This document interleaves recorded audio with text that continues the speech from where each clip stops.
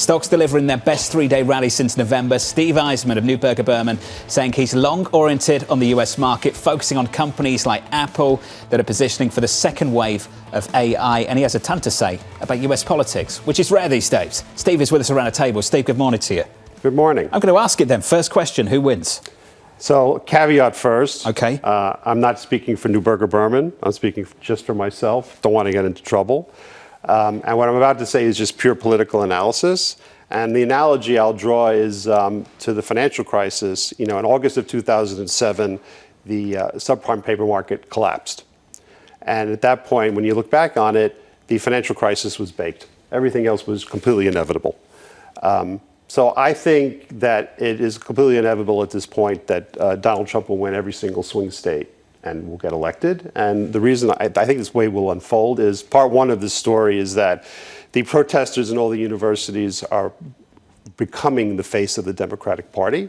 But that's not 100% at this point. But what's going to solidify it is in August at the Democratic Convention, which is in Chicago, ironically, you'll see all these protesters again, and a lot of them will be screaming and yelling things like not just death to Israel, but death to America, because they can't help themselves.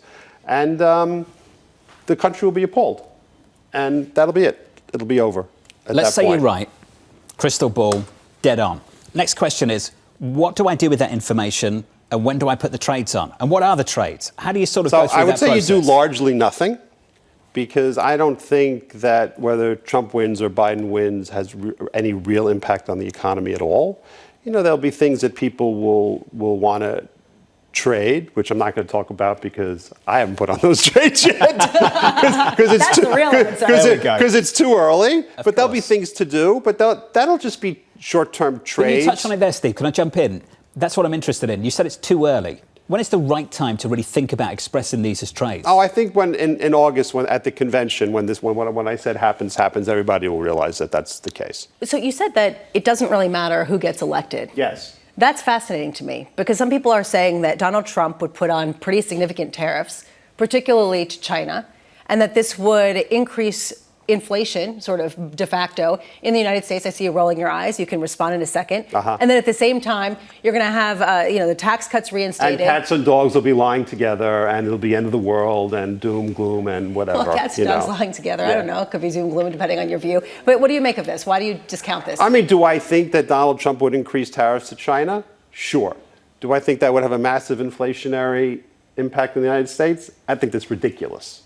So, on the margin, would it impact, for example, I'll give you a company, First Solar.